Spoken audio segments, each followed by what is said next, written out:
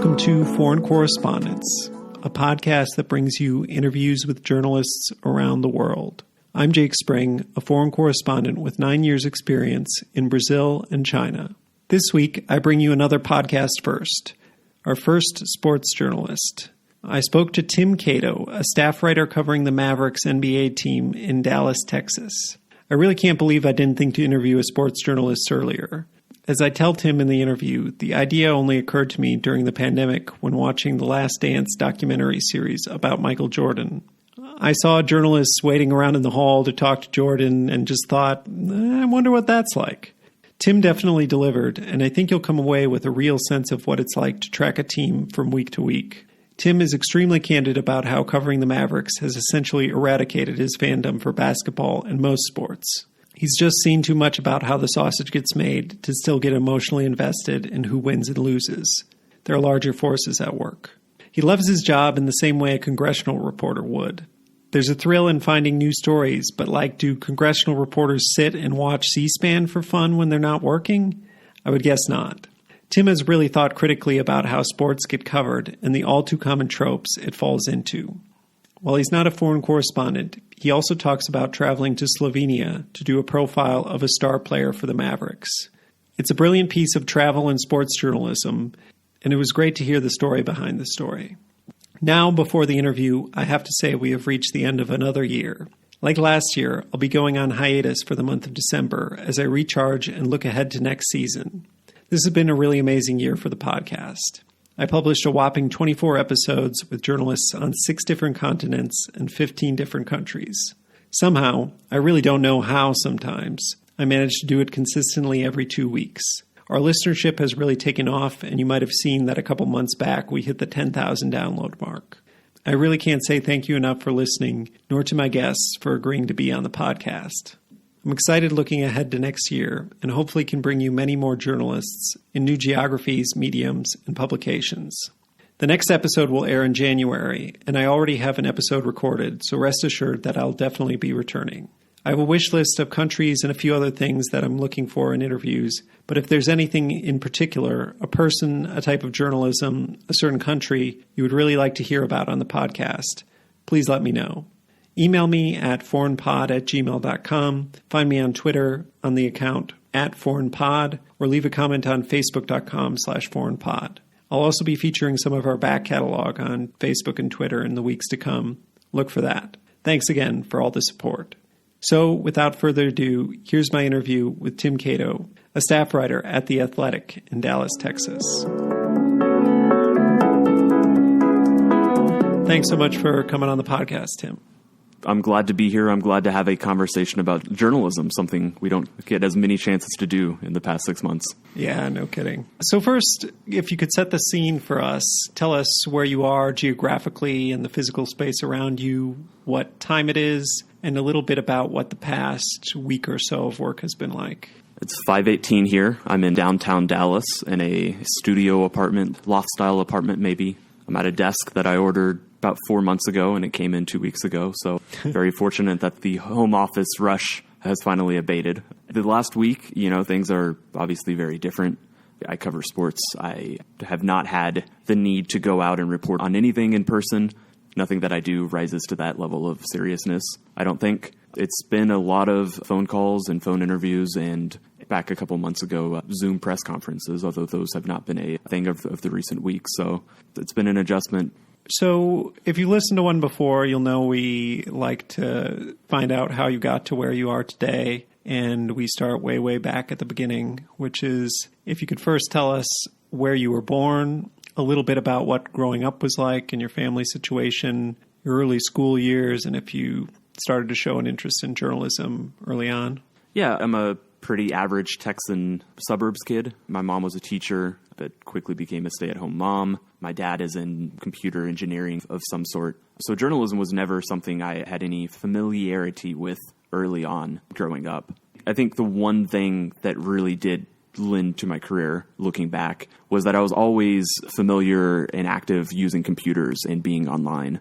I had a computer in my room maybe when I was 8 or 9, and freedom to use it quite a bit. And originally it was just more games than otherwise. But certainly as I got into my teenage years, I was very active on the internet. I grew up on the internet, one might say. And I think that had a very massive impact on my life.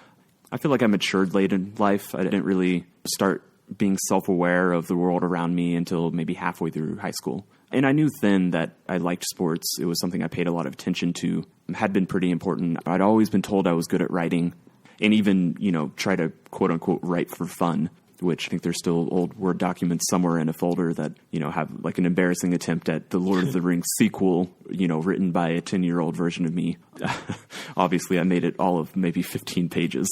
It was that type of stuff that I attempted. And so I think not really knowing what I wanted to do in high school and seeing sports as something I really enjoyed, one of the things that resonated in my life then, and knowing that I'd been told that I was good at writing, I saw sports journalism as a avenue into essentially getting paid to go to sports games.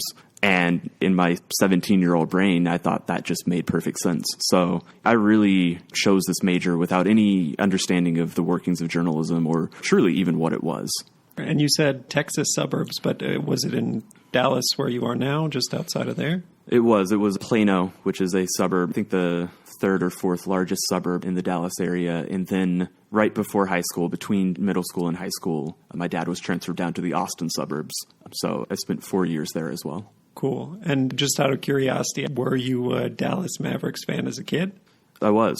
I found them. My dad was not a fan. He was a big football fan, but never really watched or, even talked about basketball. But I think at some point in middle school, I found it. Basketball was a sport I wanted to start playing. And I guess it allowed me to kind of latch on to the local team. So I actually remember a lot of less than legal streams as we moved out of market and had blacked out games. And I would be watching these grainy video streams in 2011, just trying to keep up with this team that I enjoyed. And did you play much sports? Like, I'm a big sports fan, but I never really played sports. Did you used to play basketball or other sports?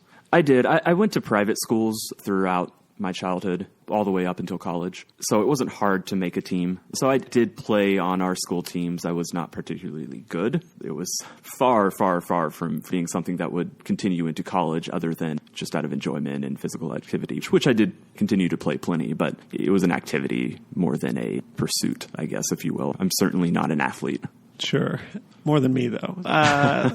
Yeah. So did you then apply to college with the idea that you would study journalism and go into sports journalism? Like a lot of colleges, Northwestern, where I went, Mizzou, you apply there, you apply to these journalism schools. Is that how it worked for you, or did you go and figure it out after you got there?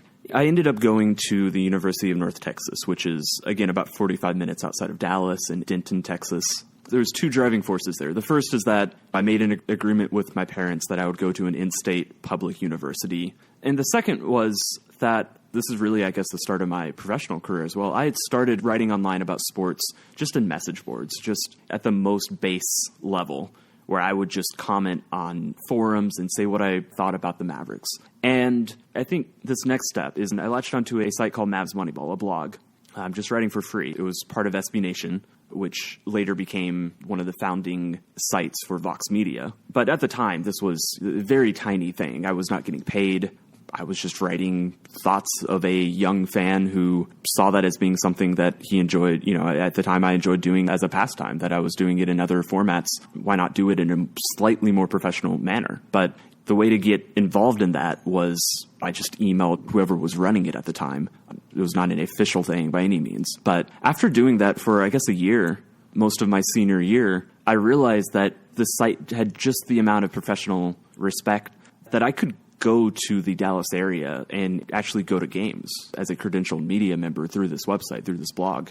And yeah, so not really understanding journalism or viewing it as something that I was pursuing as much as just sports itself, it made a lot of sense to move back and go to the college in the Dallas area that would then enable me to actually drive down and attend games, which I did. Starting my freshman year, I probably drove down to, maybe 10 home games or something like that, maybe 15 with a season credential, which is really wild looking back that they would look at an 18-year-old in college who is very socially awkward, very much just trying to understand the world, and say, yeah, here's a season credential. Here's your access to every Mavericks home game that you want to come down to. But yeah, that's really where the whole professional career, I guess, started, was probably my senior year of high school, getting involved with that blog, Mavs Moneyball. Wow. Yeah, that's quite a way to get involved and be an 18-year-old doing journalism that's probably not that far removed from people who are covering it full-time professionally. I did want to ask, I know a lot of sports journalists got their start at SB Nation, and I've always been a bit confused about what does SB stand for?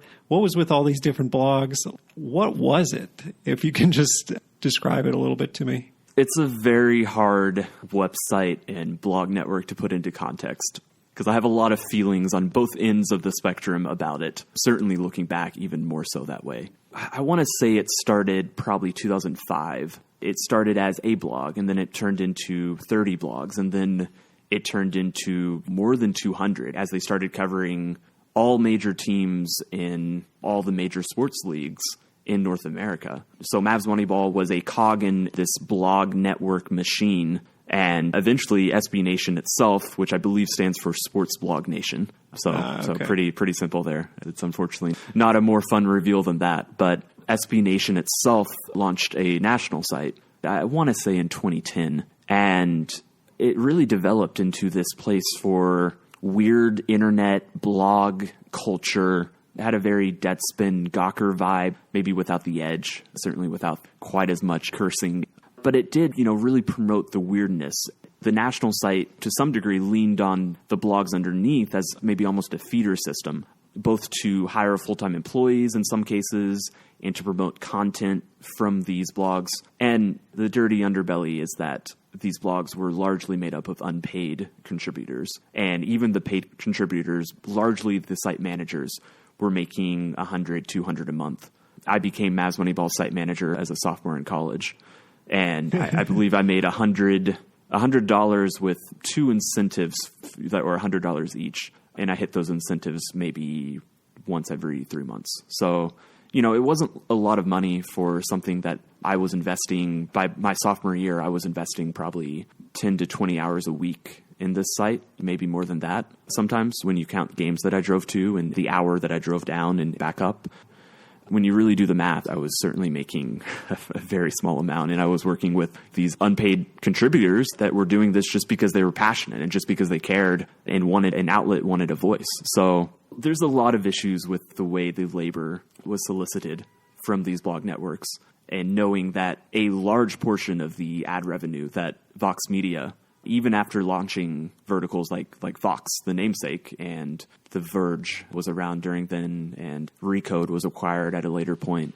All these sites, a large portion of their ad revenue still came from this network of 200, 300 blogs that were largely staffed with unpaid contributors. At the same time, I can't assign so much of the credit for my career to this unpaid blog. It just gave me this opportunity. I don't think that if I had just started a blog myself, I would have had the sway to get media credentials and to start going to games. So it's hard to accurately portray the nuance or like I said, just these emotions I have on both ends of the spectrum towards this place that absolutely gave me my start and eventually led to my first full-time job, but also certainly exploited labor of people who were willing to write about teams they loved as a hobby out of passion.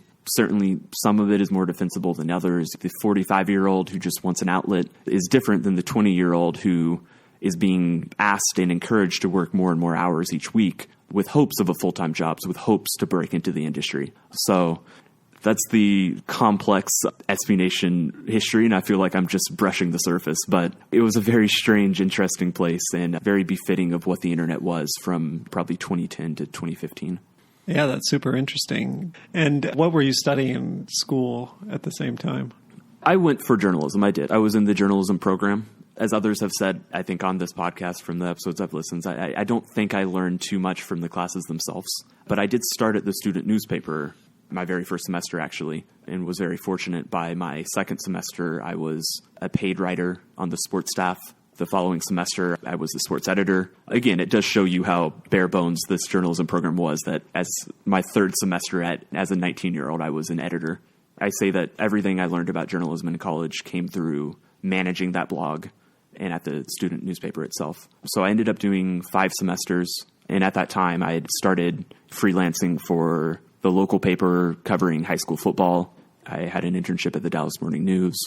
And then I was really just trying to make this blog more and more professional, attend more games, try to be a actual media member in the locker room, not just someone who hung around and could barely believe that they were 5 feet away from Dirk Nowitzki like I was as a freshman, like I was during those first games that I went to. It sounds like you were hustling a lot, like you're doing all of these things at the same time: school, the student paper, SB Nation blog, freelancing. I was someone who needed deadlines to keep pushing myself forwards. And so just constantly throwing myself into things. And of course, journalism being a deadline industry, I think was really good for me. It's wild to think about how much I was actually doing compared to now when I spend an entire afternoon and feel like I can barely send 3 emails. So when do things come to a head with SB Nation in terms of it maybe being more exploitative than opportunity? Take me to the next critical juncture, I guess. So I start managing the blog my sophomore year, and I do a couple more semesters of the student newspaper. My junior year, when I stop working at the student newspaper, I'm trying to work more full-time or more seriously at Mavs Moneyball, the blog, doing some freelance hustles, some things like that. But that's also the year that SB Nation offers me a part-time role at their national site. They were doing something called, I think, a news desk, fairly common, understandable journalism thing. And they had deskers, they had these part-timers. I think there were 6 of us. We worked initially maybe 2 6-hour shifts a week. And most of us, I think, were younger journalists, who aspired to actually make it into the industry. So I probably made $10 an hour. I don't remember for sure. But it was the first opening into a national publication because it was a step up from just doing a sports blog, a fan blog. And it was a step into a national website that did real serious journalism.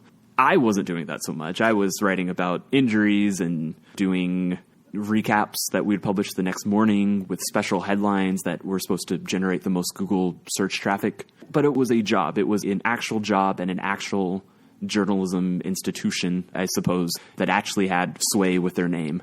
And so for the rest of college, really, I was really focused both into Mavs Moneyball, into the blog, because I had more freedom to do what I wanted there, to pursue stranger, more difficult journalism stories, just truly as much for the sake of the site as for myself, so that I could challenge myself and try new things and try different types of feature writing and things like that. And then I was working part-time, and I had one toe in the door, and I had hopes without really anything else on my radar.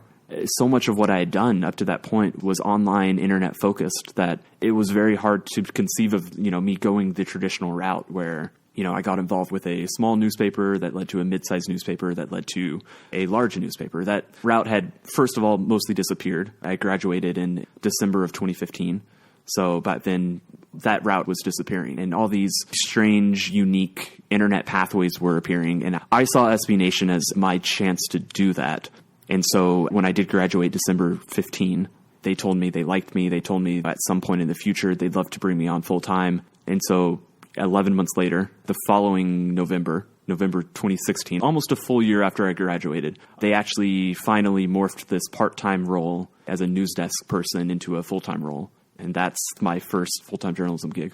Most of the people I went to school with at Northwestern, like the really straight-edge journalism kids, it was like every summer they'd have an internship, and they'd kind of get out of school and they'd have 4 internships. I mean, I wasn't like that. But still, you got out of school and all you had under your belt was internships, and it seems like you're already getting paid in a semi-professional fashion that already seems more advanced than going out and getting an internship. Hopefully this isn't pride or anything like that, but I was in on the professional level. I had at that point a slight following covering the Mavericks, a professional sports team. I think it would have been really hard for me to go backwards. And obviously it did work out. My gamble did work for me. I'm very self-aware that another timeline without SB Nation being there, without another path into journalism, I think I really would have struggled. I have no clue if I still would be in journalism right now. But that was the path I think I needed, both for my skill set, both as someone who really had grown up on the internet and understood on a level what internet and blogging and online journalism should look like, way more than I understood what traditional journalism or building a beat and building sources and filing on deadline and writing an AP style. All of that stuff took much longer. In some ways I'm still, I still think I would, if you threw me on the New York Times today, I would probably flounder quite a bit, I'm sure. I don't think that's where my skill set is or has been ever fully pointed to, certainly not in a straight news sense. I've always been someone who wrote for sites that gave me the ability to use first person and voice opinions that were unmistakably my own opinion, not just a God voice saying this is what happened. And it would have been really hard for what I was doing in that last year and a half in college. So much of what I was doing was slanted towards that. I didn't want to go to just covering high school sports. There might have been some pride in that, and probably foolish pride, because if this pathway hadn't been there for me, I really don't know if there was another one that was. But, I think everybody right out of college thinks they're invincible. And this is a realization I've only had in recent years looking back, that I was very, very fortunate that I had this website that was both suited to what I was good at, but also was still flexible enough to let me develop in other ways and to, as time went on, to do more real journalism. And, I even remember I was still part-time. It was the spring of 2016. SB Nation paid for me to go to really cover 3 playoff series, if I remember right. And I was writing real journalism, real game stories with quotes from the locker room. And I was trying unique formats and styles. I just keep coming back to this point that I was very fortunate that this quirky pseudo internet blog existed, even as I acknowledge that they absolutely exploited labor of many, many unpaid journalists, that I was certainly someone who benefited from this in the big picture, because it gave me a platform and it let me, I guess, in some ways skip the line straight to covering an NBA team. Whereas had I been a sports journalist 20 years ago, that never would have been possible. It's really, really fascinating and wild looking back at this brief moment in time when the internet and journalism intersected and just smashed into each other like 2 tectonic plates or something. And that earthquake just caused complete chaos, and I think allowed a lot of jobs to pop up out of nowhere. And I was very, very lucky and fortunate to take advantage of that. Yeah, that's great. That's pretty different from most of the people I've talked to's path. I can't imagine there was an office. That must be a bit strange. Had you at this point not met most of the people you work with because it was all online? It was almost fully remote. They would fly us out once a year for company meetings.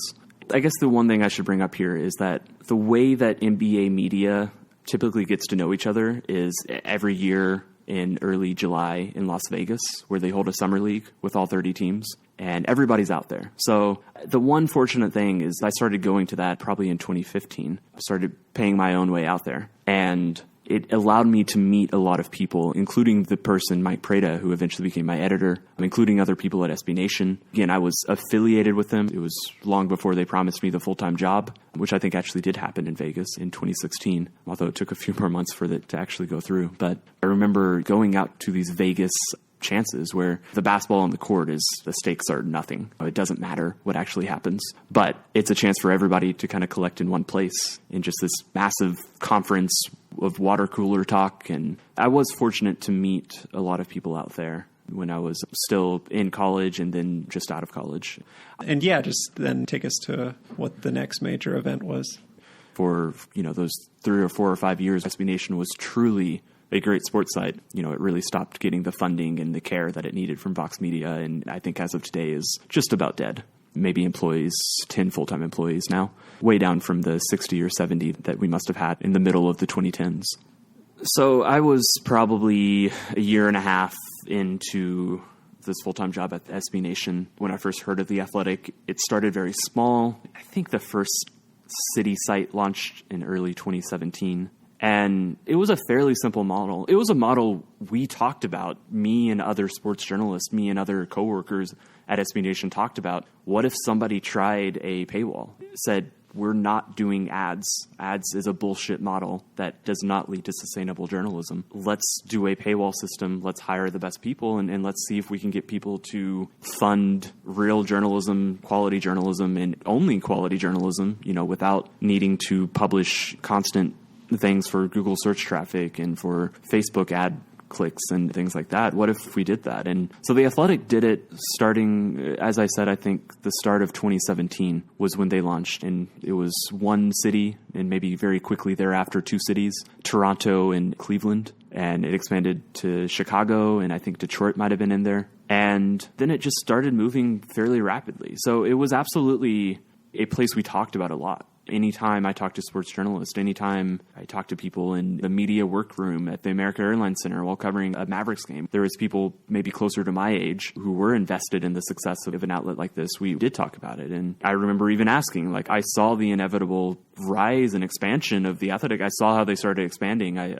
wondered if they moved to Dallas, whether I would be someone they targeted. In my head, it made sense, in the sense that I did more internet-focused journalism and less traditional. I think that the beat writers at the time had a very traditional approach, whereas I was doing something a bit unique there. But it did happen rather suddenly. It must have been March of 2018 that I get a DM or a phone call from someone I know within the Dallas media market. My now editor, Or Morial, previously he was working for one of the TV stations, and he ran their sports website. He ran all of their online content. So I knew of him just through the local media landscape, not super well. But he came to me and was pitching this Mavericks beat job for me. And it really was the natural next step for me. I was getting more fed up with the hourly nature of my job at SB Nation, how I was doing. They were trusting me to do real and serious journalism, but they're also asking me to wake up at 8 p.m. and work till 4 p.m. or, log in at 6 p.m. and work till 2 a.m. And it was hard to juggle both. And I think the early signs that SB Nation was not going to be valued by Vox Media were also starting to creep in. I remember my only real hesitation was that I had a quote unquote national platform at SB Nation that I could write stories about anyone, about any team. Mm-hmm. And I wondered if it would be backtracking to go back to a singular beat to cover a single team.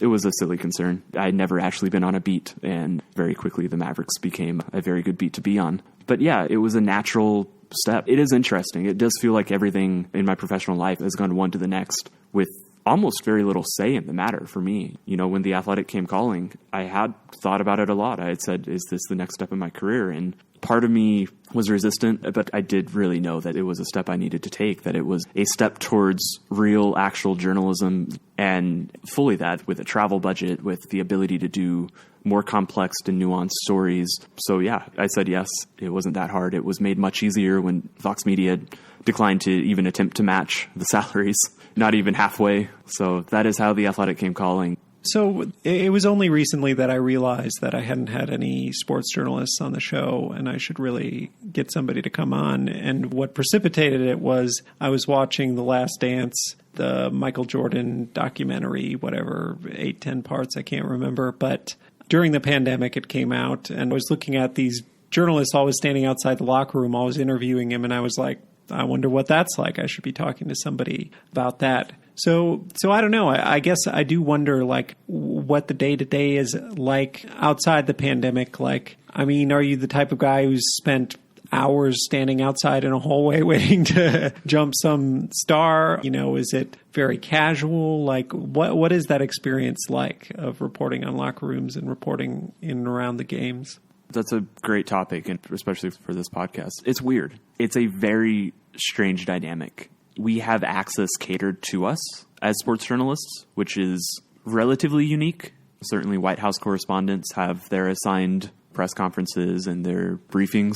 But I think to some extent they're maybe encouraged to even be more antagonistic in those situations. And there is a lot of reporting that is understood to go on outside of those moments. Whereas a sports writer could just go to pressers. And I think historically there are certainly examples of beat writers who would not push the envelope. And most of what they wrote was based off what was said in press conferences and what was said in open locker room settings that were very strictly defined. And this is when you could enter, and there's a PR person, depending on the team, depending on the strictness, present or loitering nearby, or sometimes just in the room. So just to kind of walk you through a typical game that I would attend. In the morning, there's usually a shoot around. The Mavericks have increasingly not held them, although I think the truth is they hold them voluntarily. And if they're voluntary, They don't have media responsibilities, or they're not required by the league to hold media sessions. So often I'll go to the other teams and I'll find a player that I need to talk to for some bigger feature that I'm working on. Somebody maybe who was a former teammate of a now Maverick, a beloved teammate. And I want to talk to this player. It's like, okay, what was it like being teammates? What's the funny stories you have to tell? And you accelerate to the game itself, to the evening, and it's 105 minutes before the game, I believe, before the game tips off, is a pregame press conference with the head coach. Then 90 minutes before, the opposing head coach does a press conference. And at 75 on the clock for a 30-minute time period, the locker rooms for both teams open. That's your pregame media availability, which sounds amazing. And it sounds like it would give you great access to players. In truth, if players are at home, they avoid the locker room during that 30 minutes. They don't want to talk to us. They talk to us enough. They don't want to get dragged down with questions. And the road locker rooms are typically a bit more productive simply because the players often have nowhere else to go, especially just to use the American Airlines Center, the Dallas Arena. It is quite cramped. Their options are the showers, the locker room, or the training room, or the court itself when they run out there and do pregame shooting. I absolutely think that some players specifically request the shooting time period to be during the open locker room period because they don't want to talk then. There are some players who say they will never talk during pregame. If you walk up to them and ask, they'll say, no, I don't talk pregame. And then the PR person often will step in and it's like, he was available at shoot around. He was available this morning. It's not always the case, but it is the way that it's just understand to work. So if you ask me, there's too many media availabilities, which it's not the journalism answer I should have, but it's also, I guess, my problem. And so I actually wrote a story about media questions and how players answer them and about the cliches we get.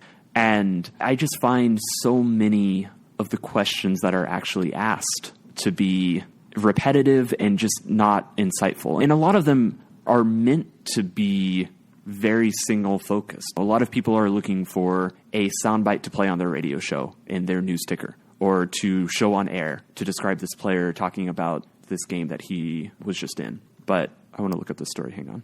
So I wrote this story and I'll just read you. Hopefully this isn't too self-indulgent, but if I can just read you this paragraph. It was the morning before Harrison Barnes' season debut against the Toronto Raptors, and he was mostly asked about that, about how he feels. He responded, good. About what his biggest challenge will be. He responds, not forcing things. About how he fits into the team's revamped offense. He responds, my job is just being aggressive. Whether he's excited to return. He responds, definitely. I'm just, it's a lot of that. I'm certainly guilty of asking players, how did you feel when you did this thing? But if you ask them, how does it feel to return from injury? It's really hard to expect them to say anything interesting. What are they going to say? I'm glad I'm healthy. I'm glad I'm not injured. There is a lot of repetitive and to some extent simplistic questions that get asked, and they get asked over and over again. And the way that the players combat this is absolutely cliches. I think I touched on cliches a little bit earlier, but there are 1,000 cliches that are just synonymous with what sports writers do, with what athletes say in response to sports writer questions. And another paragraph in the story, this is why every team can succeed if it, quote unquote, starts on defense. And, quote, a lot of guys step up after narrow victories. Coaches are proud of the way our team competed, while players take their hats off to the other team because they've got some talented players. Teammates always praise each other for putting the work in. Losing teams will watch some film and figure it out after acknowledging that they missed some opportunities while on the court. We have to continue to work hard, someone will promise. And don't forget how important it is to have the right demeanor and to build continuity, or else the opponents might be more aggressive than we were, which can only come from within.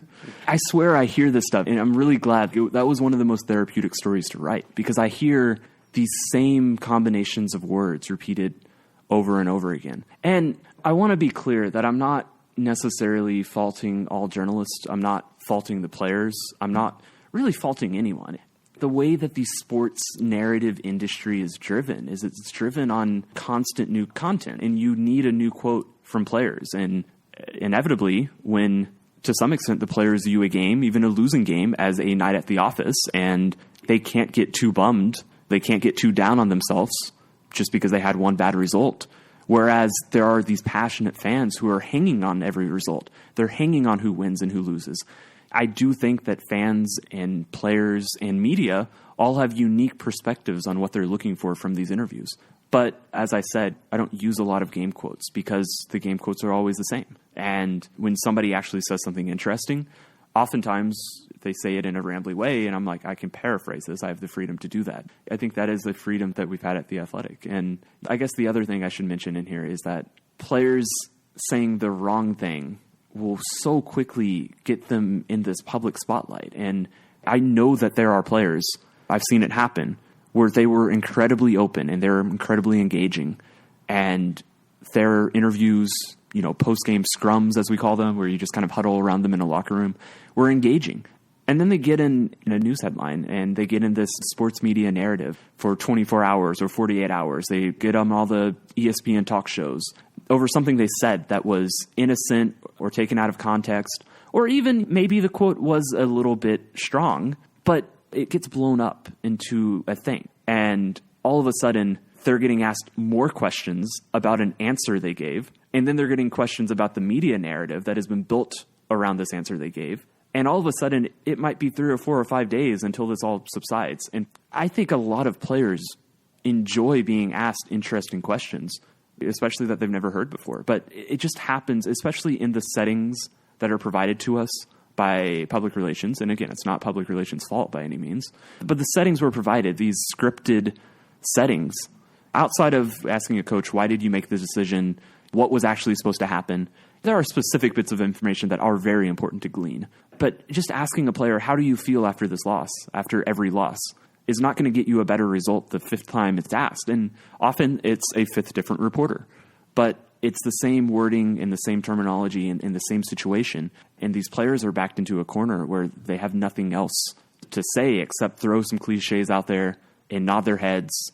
And hopefully their scrum lasts for 3 minutes instead of 6, because they just really want to go to the bus, drive back to the hotel, go back to the plane, get to the next city, go home.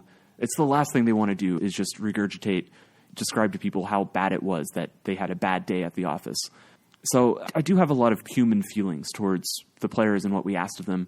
The media access I value the most comes outside of these settings, outside of the press conferences, outside of these scrums. And while I have to be in a lot of them, I have to attend them. And sometimes I have no other choices but to ask them, because individual one-on-one time with coaches and players is limited because there are so many reporters who cover professional sports. That is by far and away where my most interesting quotes and content and stories and material comes from. And the more I can do that, the better. And certainly in a pandemic times, it does make it quite a bit harder. Yeah. How do you get people outside of those prescribed moments? I've also wondered, because I'll be out at a press conference or something and I'll sidle up to somebody, chat them up, try to get their phone number or something like that. Does that work with an NBA player? How do you get them, or is it hanging out more in certain spots to catch them? Or am I asking you to reveal too much? No. I think I can talk about this, at least in the barest terms. I will say that NBA players are awful at returning text messages. Just truly terrible. So I do have phone numbers for most of the Mavericks. I try to be very judicious when I actually reach out to players. I really want to feel like I'm reaching out for a specific purpose that they would appreciate. Often I still get no reply, and honestly, that's fine. I'm sure NBA players get a lot of text messages from a lot of different people. But in non-pandemic times, and I do think that a lot of what it is to be on a beat, to be on a sports beat, a team beat, is developing these relationships as players. When you kind of nod at them as, hey man, can I get you for 2 minutes after a game? Maybe he's already talked for 10 minutes. Maybe he's already done a press conference. Maybe he's already done a scrum. Maybe he was interviewed on a camera on the court walking off. But if you build that relationship with him and you have a understanding that you're around the team a lot, which every city they go to, they see new faces, and there's always people parachuting in, even in the home markets. When you're a beat writer, when you're around every day, a lot of why I show up to scrums and press conferences and go into the locker room, I feel like, is just to show my face, to say, hey, I'm here with you guys. I'm putting the time in. I'm here on the road with you guys as well. I'm traveling. In a way, I'm in this with you, even though I'm obviously not on your side per se. That's not what journalism is, but I'm going through similar things to you. When I need you for 5 minutes, do you have time for me? Will you make time for me? And generally, players are receptive to that. They understand, and I would like to believe, and certainly with some players this is the case, that when I do pull them aside to ask them questions, and I really make an effort to avoid the okay, so how are you feeling? How are you feeling after this loss? I try to ask stuff that's more interesting or more unique, or is about bilingualism, or is about something that they're not usually asked about. And I do find those moments to be way more receptive. But it's hard. It's hard. It's a very saturated, perhaps oversaturated media market covering any professional North American sports league. And it's hard to find the moments inside and outside, before and after games, where you can sneak in just a few minutes with these players that have, especially the more famous they get, the more they have people asking for their time. Some of it is building a relationship with agents as well. Some of it is building relationships with team employees that can tell you stuff about the players that the players might not say. Some of it is building relationships with the PR people, and that's probably the easiest one. But, they understand that if I need something and I need them to work with me, that they're going to do that because I am around this team so much and my job is fully focused on it, as opposed to maybe a national TV reporter in a city they're just visiting. So it's complicated. I could probably go on for another 30 minutes.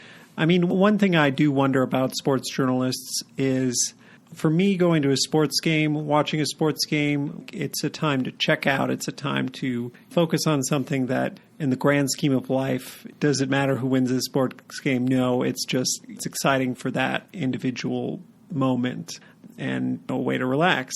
I imagine for you, you probably enjoy your job in the same way I enjoy my job. It's not necessarily... I don't know where I'm going with this, but you don't enjoy it the way watching a sports game is enjoyable. And how has it changed your relationship to sports being a journalist? Like, would you sit down in your spare time and watch, I don't know, some random team play? Or is that now associated with work, so you would do something else? That's the perfect way to ask this question. Probably it's time for me to kind of circle back. I did say that I grew up a Mavericks fan, or I found Mavericks fandom. And I do not call myself a Mavericks fan now. I did for most of last decade when I was writing for Mavs Moneyball, when I was running that blog. It was a fan blog. Maybe I didn't say this back when we were talking about this, but we were also encouraged to be fans. And it's even as I tried to build up a professionalism where I wasn't screaming about the referees screwing the Mavericks out of this or that, I was still embracing fandom. And as I went to SB Nation and I got divorced from just covering the Mavericks, it did help me withdraw as a fan. It was still a team that I was perhaps more interested in watching than other teams, but it wasn't a team that my emotions really went up or down on. After a tough loss, I was not going to feel bad the next day. I couldn't. It wasn't something that made sense when it was my job, when it was something I cared about. I feel very fortunate that I became a full-time beat writer when I did. The 2018-19 NBA season was also Dirk Nowitzki's last season, a player who spent 21 years all at Dallas. I believe a record that's never been broken in terms of 21 seasons all with one team. He is one of the greatest players, but he's also just an incredible human, just exceedingly nice, exceedingly gracious, exceedingly humble. His humor is very self-deprecating, just to paint a picture of what he's like. And I have no problem saying this. He is my favorite athlete. And with his retirement, which happened in the spring of 2019, when that season ended, I think that's when my fandom, I was fully able to retire it as well. So I feel very fortunate that I was able to write stories during that final season of his. And in fact, the night of his final game, or I guess his final home game, what I wrote was very personal. It described my own journey as a fan. It described what Dirk meant to me, and it described what I felt being 50 feet away from him in my press seat on courtside, the scorer's table, watching this ceremony just to celebrate him. And my fandom has certainly been slipping. Like I said, I probably lost the emotional connectivity to sports and specifically to the Mavericks probably halfway through the decade. Around when I graduated college, it was really, my emotional state didn't rise or fall. As I've become a beat writer and I've seen behind the scenes more often, peeked behind the curtain, I think that my fandom is even further receded or completely dissipated. I think that it's probably a very natural reaction that when you see that this is all business, when you see how much it's driven by money and driven by shoe deals and driven by people in power and executives and agents, and it does really damage that magic that watching a favorite athlete can bring.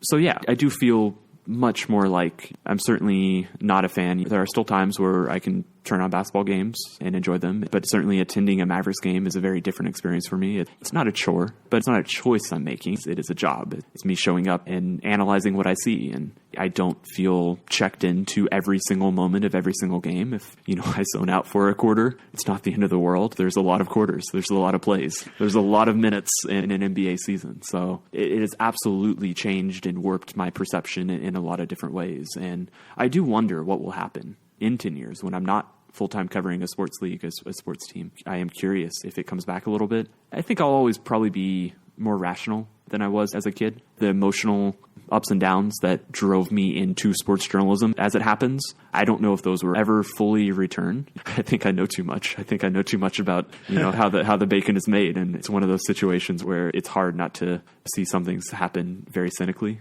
Or, maybe not even cynically. It's just the world runs around money and runs around certain people who are in certain positions in life. So I think that's been an interesting thing. And certainly that's also a dynamic that I want to explore as I continue in my coming years on this NBA beat. I definitely have a desire to explore more about power dynamics and things like that. But yeah, that was a rambly answer, but it's been a very interesting journey as just this kid who loved watching his Dallas Mavericks in 2010, and they won a title in 2011. And I thought nothing could be better. And 10 years later, my worldview and my mindset, and specifically the way I view sports, it's so radically different that, the 18-year-old, the 16-year-old version of me, he would be stunned at how things have turned. But I think that's a natural course for a lot of journalists, and that we all develop a rather cynical viewpoint and worldview as time goes on. And I think that's important. I think it begets good journalism when you do kind of think of the world that way. Yeah, definitely. And I take it you don't watch a lot of other sports like baseball, football. I was also a Cowboys fan and a Rangers fan. That's the football and baseball teams here in Dallas. I was a big fan of those growing up. I've really lost my fandom in them. I enjoy reading about them every once in a while just to feel like I'm up to date. But a lot of that is just me reading my colleagues, my coworkers. I will say I've weirdly got into soccer. And some of it is for the same reasons. There is only one sport that truly has an even more sprawling nature of economics, of influence, of fandom, of all these things. And I think in some small way that I have found the joy of sports fandom in certain places in soccer. And as I've gotten more into it, I think I've enjoyed that. It's almost a reminder of, this is what my readers often feel like about things I'm describing. And I still think that I probably have a bit of a cynical view and rational and almost a scientific approach to how I view even teams and players that I'm fans of. But it has been interesting, and I've thought, just my internal monologue, why are you getting into soccer now? Why is this something that's so appealing to you? And if I had to psychoanalyze and give the reason, I think it is because the joy of sports, the joy that basketball brought me, has faded. Not to say that I hate my job. Like you said, just like you do, I very much enjoy my job. But I enjoy it in a way that is very different than a fan watching his favorite team. Right. Do you have a specific soccer team you root for or anything like that? Or is it more general? Oh, man, this is an admission. I've weirdly got into tracking the U.S. men's national team and their players abroad. So I could not explain to you why this has happened, per se. And in some ways, I do feel it's very academic, where I kind of wanted to take this worldview of a basketball journalist and apply it to another topic, to another field, to another subject matter. And in doing that, I'm a Dortmund fan of the German Bundesliga. They've had the best American and the next best American. Currently, one of them went through, one of them is currently on the roster. So I think that's part of the reason. But yeah, it's been interesting. I find my own fandom or my own interest building in these teams and these leagues and these players very interesting to me myself. So yeah, that's pretty interesting. Just two quick questions and then we'll move on to stories. They're both about Mark Cuban. Ooh. Because I was thinking about, there are a couple things that are specifically interesting about the Dallas Mavericks. One is about how international they are, and I suspect we might get into that in the stories part, depending on what story you talk about. But, we will, yeah. Okay, great. The other thing was Mark Cuban. He's probably the only sports owner that is notable in my mind, certainly in the NBA. I used to know the owner of the Bucks. He was a family friend, but since he sold the team, who is there besides Mark Cuban? I couldn't name another NBA team owner. And does that change the dynamic of your job? Is it different to have a team owner that's somehow interesting or who's also on Shark Tank and does all this other stuff? Or I don't know. I guess maybe I'm just fishing for a Mark Cuban story. I don't know if there's a question in there. I would venture to say that he is the most accessible billionaire in the world and maybe in history. He is someone who, I will not give away his email address, but it's out there. It's not that hard to find. You'll laugh if you actually see what it is, if somebody actually goes through the minor trouble of tracking it down. And he is someone who I will email. You know, most owners will talk to the beat writers in very specific instances and circumstances. Most of them prefer more of a hands-off approach. And most general managers and front office employees prefer that as well from their owners. Stay out of our way. We'll do the talking. Don't say something that's going to get us in trouble or make us have to do damage control, PR control. Cuban obviously is not like that. He has always been extremely involved. And he is someone that if you email him, you are probably going to get a reply back in 3 hours, if not sooner. That has absolutely been the case with him. He is also someone that for any story I write, you know, if he is someone I need a comment from on a lot of things I do, which is very atypical of the sports owner. Again, they don't usually talk with the accessibility that Cuban does, but he is very, very out there. So here's the story. Here's the one that you want to hear. Oh, great. So pre-game locker room availability. I think I described it earlier that it's 30 minutes. And from the very first time I had a credential up until maybe 3 years ago when they redid the locker room, and for various reasons, this thing went away. The locker room used to open up to the weight room that the players would use. And as it happens, Mark Cuban would use. He would use the Stairmaster and he would time it, I believe on purpose, for that 30-minute period. And there was maybe at one point it was verbal or written, but by the time I showed up, there was just an unwritten understanding that if Cuban was on the Stairmaster, you got to go into the weight room, which normally would be off limits. We were confined typically to the locker room, and journalists would just walk right back there, and they'd walk around Cuban, and he was up and down the Stairmaster, just up and down, and for 20, 30 minutes. And this crowd of media reporters would just serve with him, ask him about anything. And I remember distinctly, he's on this Stairmaster. He's kind of towering over you. If you're fortunate, you're not in the range of his sweat falling on you. And we were entertaining him. Like, I truly believe that's how he viewed it. He viewed it as a way to make exercise more interesting. And there would be times where nobody would ask a question and it would just be silent for 30 minutes. And then somebody else would be like, oh, what do you think of this? What do you think of that? Sometimes it wasn't even about the Mavericks. Sometimes it wasn't even about basketball. Sometimes it was about what he thought of an economics thing or a politics thing. And certainly after leading up to Trump's election and after Trump's election, he got increasingly political. And I have a theory that he probably would have ran for president in 2020 and that this reduced availability was, at the end of these sessions was linked to it, but I don't really have any proof. But even when the Stairmaster media session went away, you could still almost always grab him. He would sometimes come out on the court and shoot. And he would give one-on-one interviews to a fan blog. An 18-year-old, a 19-year-old who probably looked like me back when I was 19-year-old and had a season credential, although these kids had way more confidence than I ever have. And full credit to them. I hope that didn't come off as demeaning by any means. This is the same pathway that I undertook. And so I found that fascinating, how he remains just this person who is always willing to talk. Sometimes we'll give short answers. He isn't usually writing back paragraph after paragraph when I do email him. It's usually a few sentences, but he will always reply. And when I needed him earlier in the pandemic for an hour for multiple different stories I was working on, he was like, hey, here's my secretary. Let's set something up. So a fascinating person. I have a lot more I could say about him, but I think that's definitely just the availability, the accessibility is unlike anything else in, I think, any professional sport. And that's a very interesting thing to cover up close. Yeah, that's amazing. He seems like a great source to deal with. I'll also throw out, just for fun, this year was the first time I got an email from Cuban where the subject line was off the record. He just wanted to rant about something, and he wanted to rant directly to a journalist. So he's truly a fascinating person to cover from both a journalistic sense, but also just to interact with as a human. Yeah, that's great. So I solicited some questions from a couple of friends who follow NBA closer than me, and then I realized most of them don't really fit for the format of this podcast. There was one that was just too funny not to ask, which one of my friends gave me was just, does Mark Cuban own the Scarface house? I mean, would you rule it out?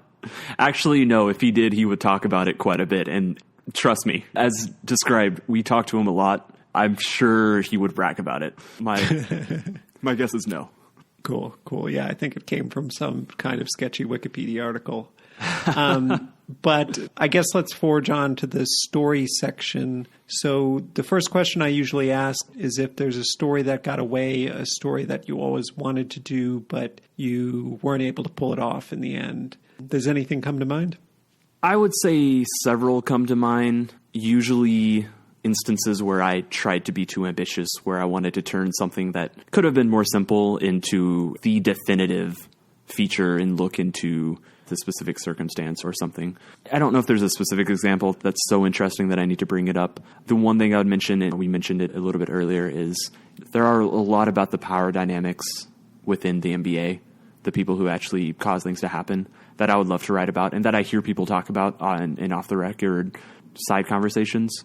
But it's very hard to actually convince people to go on the record about a lot of these things. And so a couple specific ones that are in my head, maybe at some point I'll have an opportunity to write about them, and fingers crossed I will. But just because everybody who knows about it is within this machine, is within this industry. And so just getting people to open up, unless it's 5 or 10 years in the past, definitely is a challenge. Cool. That's good.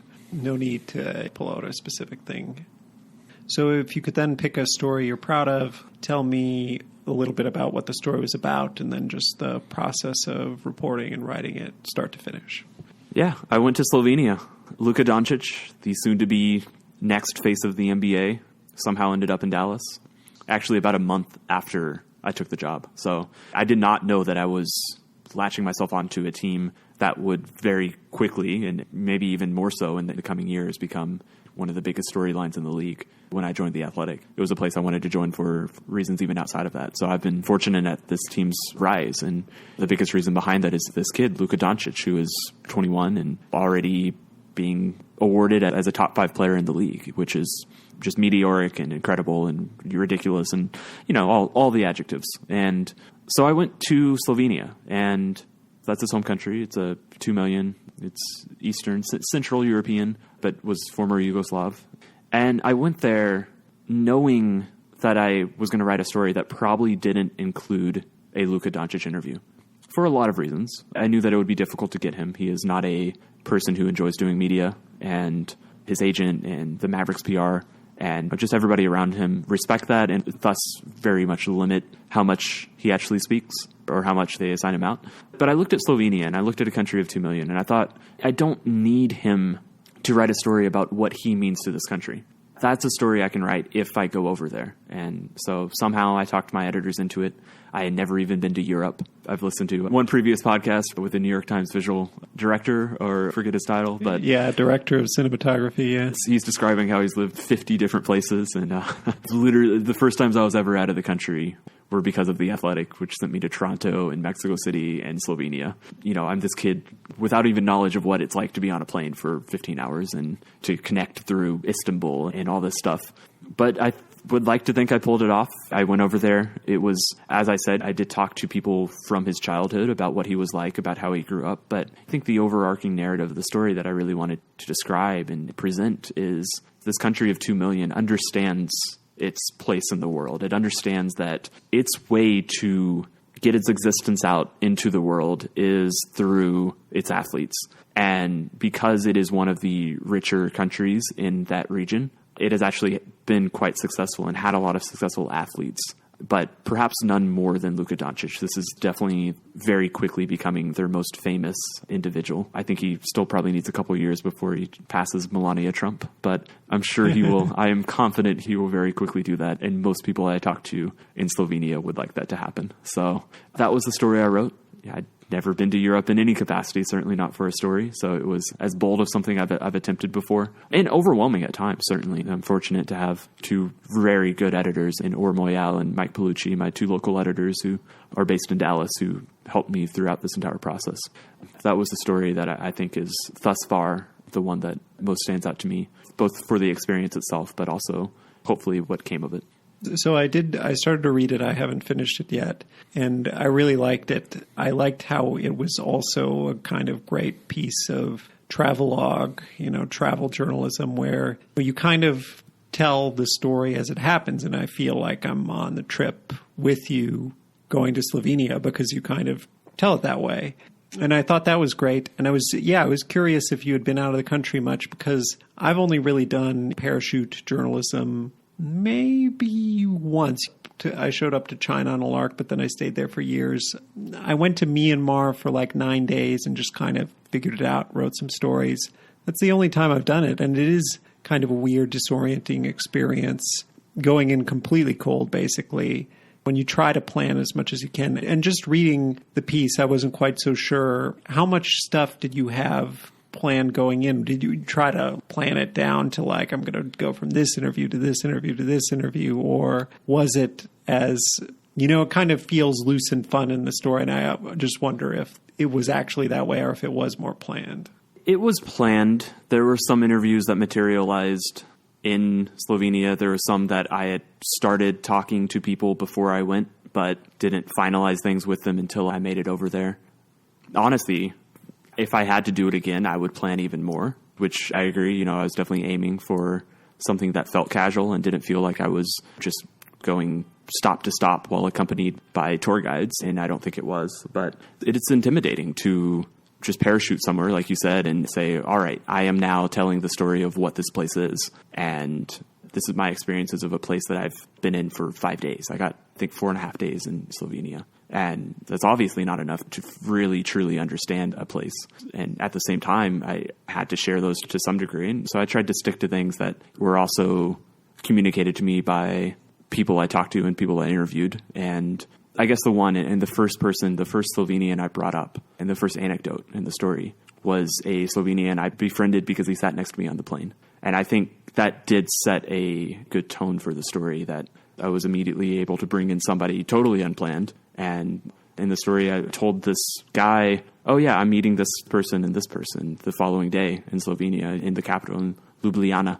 And he immediately went to Facebook. And my thought is, oh, wow, you know these people? And he's like, no, but I'm sure I know somebody who knows them. And that was the moment that I was struck by how small Slovenia was and why Luka was such a big deal. And so that was the lead of the story. And I think really, really helped push the rest of the story forwards. Yeah, it was a great piece. I will finish it. But congrats on it. It's a good story, and I presume reaction was pretty good. Yes. Okay, well then I guess we'll next press on to the lightning round. Do you feel ready? I feel ready. What is a must-read publication for work that you look at almost every day? It's ESPN. They're still the news leader, specifically within basketball, and they break the most, and they have the most context of probably 5 to 7 journalists who are just as embedded within the league as anybody. So, and a podcast here and there. That's how I keep up with what's happening in my own sports league, just for my own sake. And then what is a journalistic publication you read, listen to, or watch, so whatever medium, just for fun? My answer is going to be exceedingly local. D Magazine is kind of an alt weekly. My favorite local Dallas publication. Does stuff close to the tone of writing that I aspire to do, and the worldview slant in some ways as well that I probably hold as well, or at least closer to it than a lot of mainstream publications. And as much as I've mentioned, maybe I won't be doing sports writing forever, and I think that's true. I'm not foolish enough to try to say what I will be doing in 5 years or 10 years or 15 years, not with the way that journalism is progressing. I do think that a hyper-local kind of alt-weekly style magazine, if such a thing ever exists in 15 years, I think I would really enjoy something like that. Just feeling like it's not a enterprise role where you're dropping in here and there and somewhere else. You really invest in a single community. You invest in it in ways that you can write long features about the reverends who are supporting activist groups, and you can talk about city council politics, but you can also throw events where you bring together a lot of local bar and restaurant scene people and sell tickets for it and have a good time. And it's just that nice mix of feeling like you're making an impact locally and feeling like you're making an impact on a community that is small enough that you can actually you're informing people and you're doing it in a valuable way. And so that is something I'm definitely drawn to, and I really enjoy almost all the work they do, whether it's telling me the best tacos in Dallas or doing very detailed work and features into just what is wrong with the city and the city government and the politicians who run it. Good to shout out a local publication. Next up is, what is the best journalistic article, piece, or whatever medium that you've consumed lately? So I'm going to go slightly local here again. Texas Monthly is just as V Magazine is my Dallas. Texas Monthly is the Texas-themed magazine that I most identify with, both as a writer and just a person and a Texan. And a recent hire of theirs who I've tracked for a while, his name is Chris Hooks, wrote a story called What If They Held an Election and Everyone Came? And it's a story about Texas's long, 2 decades long process of making it very difficult to register to vote and to vote itself. And it hits all the notes that I would want a story like that to hit, where it talks about how it started, goes into specific policies that caused it to be the way it is. It talks about ways that Democrats have tried to combat it. And it's just a very detailed story. This writer has a very unique tone, just kind of a funny with cultural references. Not a tone, actually, I aspire to bring to my own writing, but a tone that works and really just sets the scene for him. And I'm just recalling this lead off the top of my head, but I think it's good enough to mention. He writes something like, if the health of a democracy can be measured by how many people vote, then Texas has lupus. It just kind of, it just immediately you're like, oh man, we're about to talk about why Texas is wrong or what has gone wrong in Texas to cause all these things. As much as it both goes big picture, it also goes small picture and talks about how one of the state organizations, maybe the state attorney's office, raided a PAC that encouraged voting, was a voting registration group, raided their offices, took everything on the pretenses of election fraud or something like that. And 6 months later, they dropped all charges. Nobody was ever charged. Nobody even went to trial for this, but it completely crippled an activism group in the state. So the way that he balances both history and big picture and small picture and picks very specific pointed examples to be like, here's the anecdote that shows this. Here's the stat that shows this. Here's the thing 20 years ago that shows this. I thought he did an exceptional job. And so that's definitely the one that jumps to mind. Cool. Yeah, that sounds like a great piece. And then how do you manage your work-life balance, or do you even believe in it?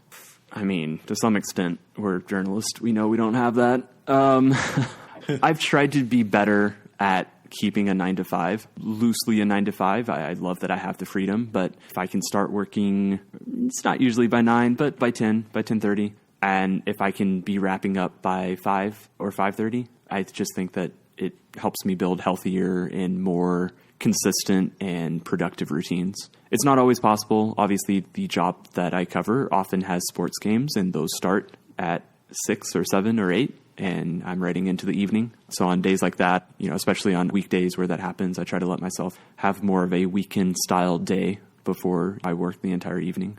But it's a constantly evolving process for me, and I think I am a long way away from reaching the finish line of how to successfully juggle everything that comes with both this job and just kind of the way it works. But step by step, I feel like I've got better, and that's really all you can ask, right? Right. When I get off this podcast, I have an article to finish up. So certainly my 9-to-5 aspirations are not perfect. That's funny. And then is Twitter important to you? Unfortunately, yes. I think you get that answer a lot, don't you? Yeah.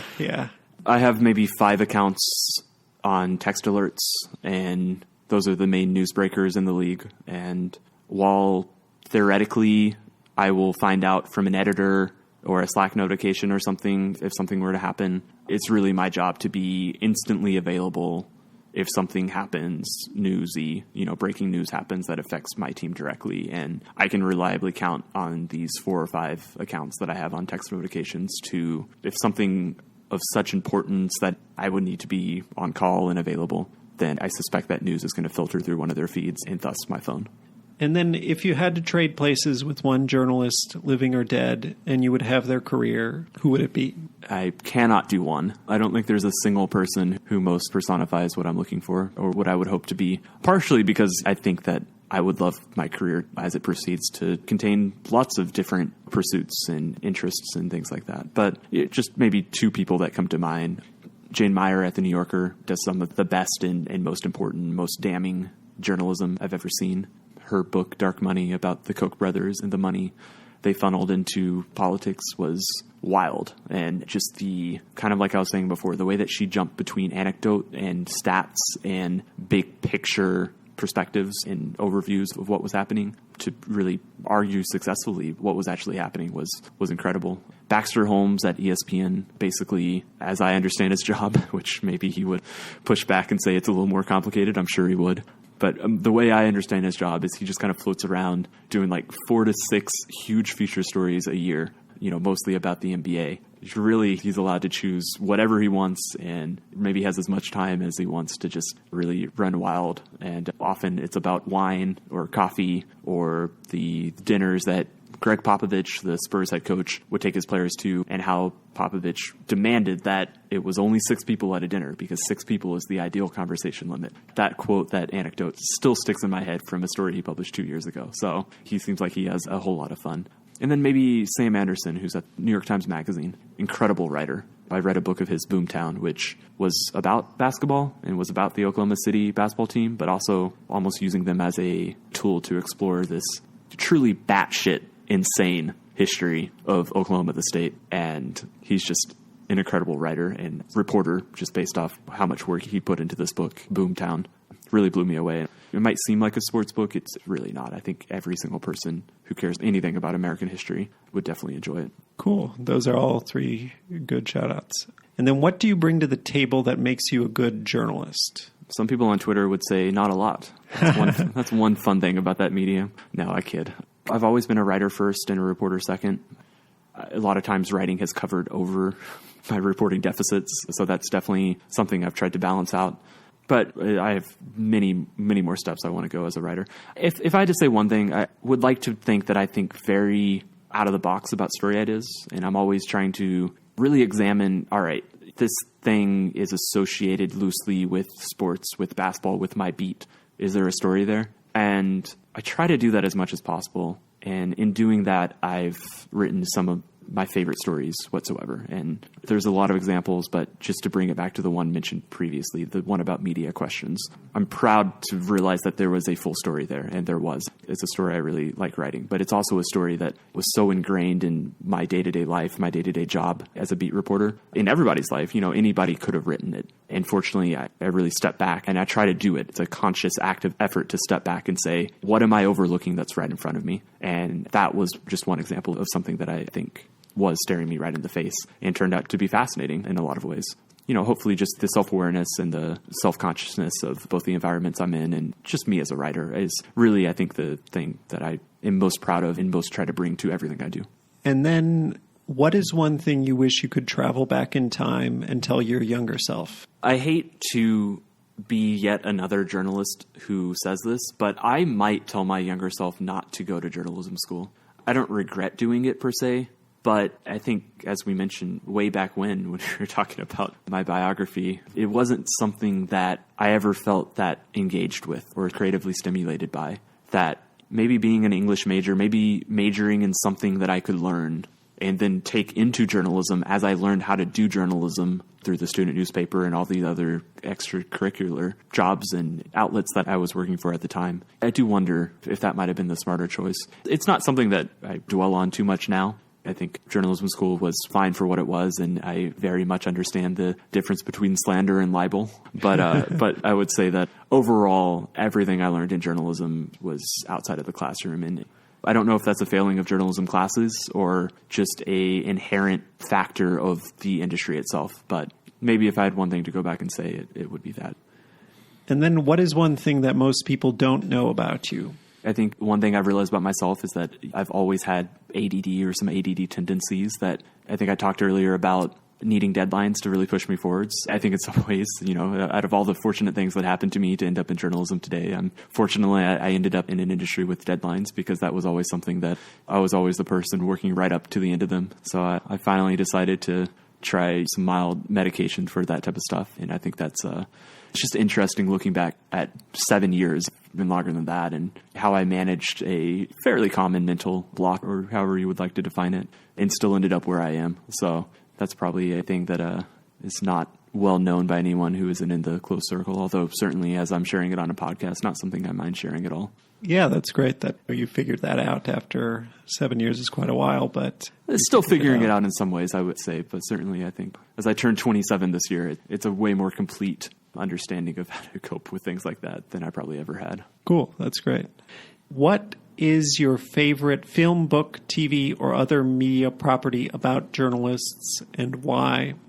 The only other journalism podcast I subscribe to and listen to is called Two Writers Slinging Yang by Jeff Pearlman, who is a multiple-time book author, largely in sports, but he brings on guests in all forms of writing as far as hip-hop producers or hip-hop lyricists and poets. And there's times where the podcast occasionally annoys me. But overall, I think Jeff does a really good job really digging down to the nuances of, okay, this is what journalism is. This is what your life is. Less biographical, perhaps, than this one. And more like, how did you do this story? Walk me through. Let's spend 20 minutes just talking about a specific story that you wrote. So as someone who is always seeking out more journalism conversations to have, I'm glad to have another podcast to add to the one I just mentioned, because I think this one serves a slightly different and equally important role in how you go about interviewing people. But I've also enjoyed this one called Two Writers Slinging Yang, Yang with a Y.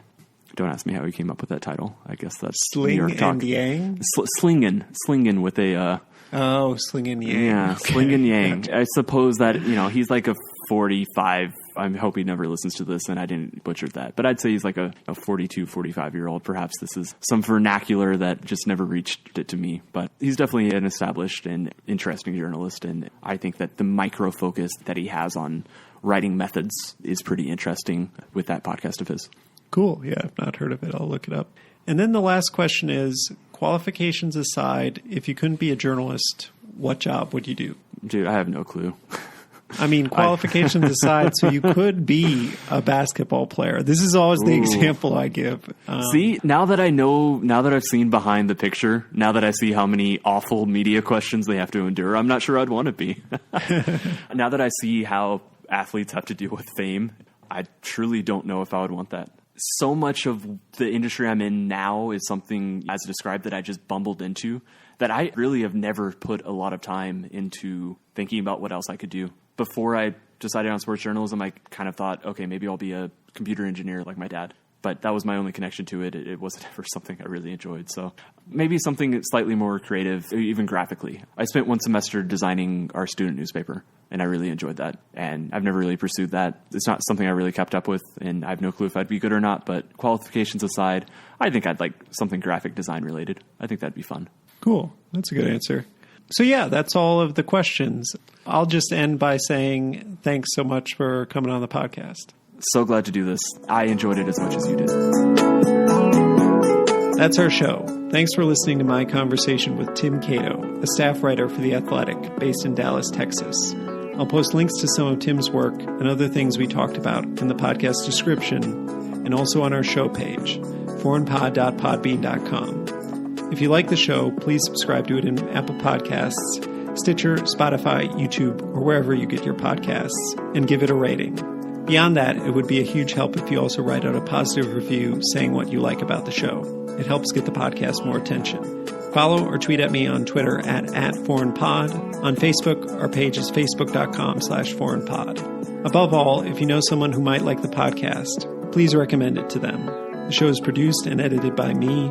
Our music is a track called Love Chances by Mackay Beats. There's more information on that in the podcast description and on our show page. Please look for the next episode to be posted sometime in early January. I'll post an exact date on social media in coming weeks. Until then, I'm Jake Spring, and this is Foreign Correspondence.